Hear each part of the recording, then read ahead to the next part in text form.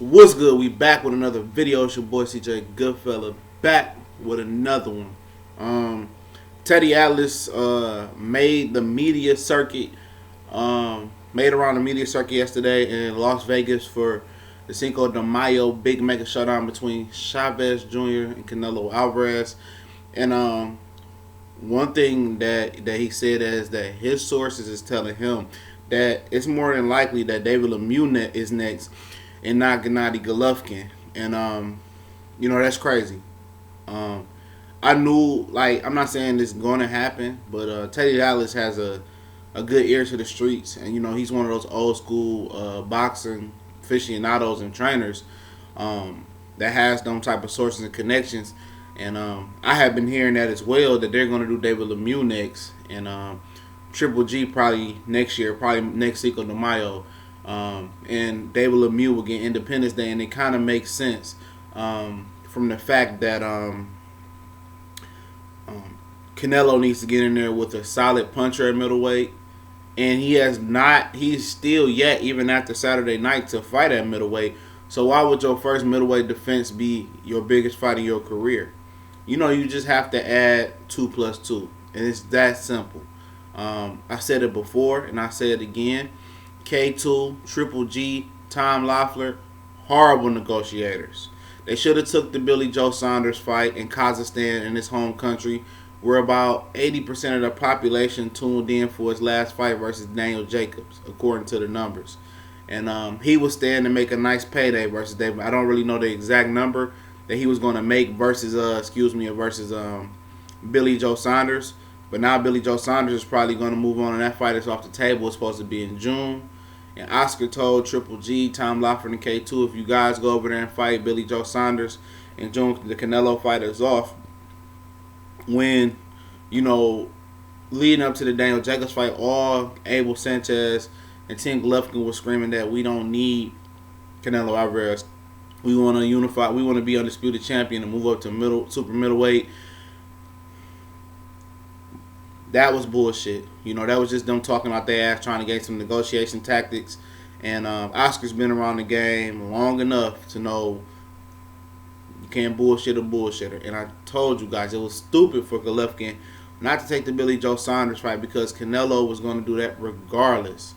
And now Canelo says he doesn't want to fight for Triple G's WBC belt because he has an issue with the WBC over them trying to force him to fight Golovkin and making him basically drop the belt because he wasn't ready to fight Golovkin. They tried to artificially make that fight happen. But Teddy Atlas also has some other things to say around the circuit. But let's finish the David Lemieux thing. I think David Lemieux versus Canelo, I think that's the smart move as far as letting Canelo get down the middleweight, get comfortable there, and fight a real thunderous puncher on David Lemieux. I don't see any danger in that fight other than David Lemieux's puncher stance. I see probably Canelo being able to box him, but there's always a puncher stance for David Lemieux. He has explosive power, and Triple G never hit him. David Lemieux never hit Triple G flush, so that's something to think about as well. But like I told you guys, I figured it would fall that way. That's why they're showcasing David Lemieux on a quick turnaround after the Curtis Stevens fight. That's why they showcase him on the Cinco de Mayo card. That's what they usually do. They tried to showcase Billy Joe Saunders on the Canelo Lyman Smith card. He was bullshitting, and then obviously he would have been next rather than opt for the Chavez Jr. fight.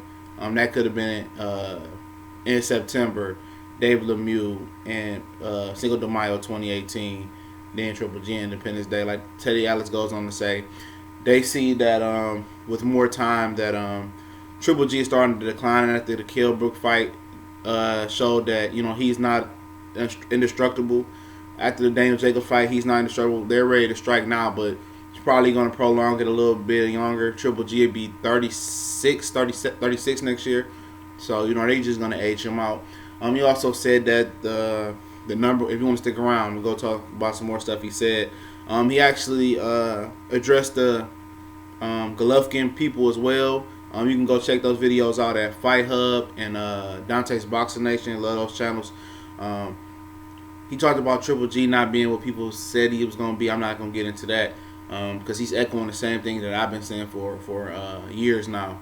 But he did say the only welterweight that he see beating Keith Thurman is actually, I mean, the only one welterweight he see beating Errol Spence is actually Keith Thurman, and I definitely agree. He said, like he's been saying, he thinks Keith Thurman is the best athlete in the division. He thinks Keith Thurman is the best athlete in the world in the boxing, and I have to agree. He's a very good athlete, and he's very smart. And I think that's a guy. I think that's a 50-50 fight in my opinion. Even if Errol Spence goes out there and just straight dismantle Kell Brook, I would have a hard time picking that fight. I think Earl's able to cut off the ring will force his pressure will force Keith Thurman to fight, and I think Keith Thurman's IQ and boxing ability will first force Errol Spence to be a little tentative and think before he acts, because Keith Thurman, despite the knockouts declining, is because he's changing his style and he's boxing more. I think it would be in the back of Errol Spence's mind that he can potentially get knocked out, because Keith, like I said, he's the smartest fighter in the world right now out of the young bunch, and that's my opinion. And then in the video, a lot of people didn't like the video, but it's nothing but truth. But Teddy Atlas be speaking, because people forget what great heavyweight boxing was in the 80s and the 90s, 70s. And he said people are having a knee-jerk reaction to the Vladimir Klitschko Joshua talking about it's the greatest fight in the world. He said it's a good, really good fight, but it's just an ordinary fight in the 90s, in the 80s. It's an ordinary fight. Basically, he said you can see that video. I think it's on Fight Hub. He said it was an ordinary fight in the 80s and 90s. He said you got those type of heavyweight fights all the time with great heavyweights going to war. And I agree. He said since people have been deprived so long of great heavyweight boxing, people are just having a knee-jerk reaction. But we gone. It's your boy CJ Goodfella. We out.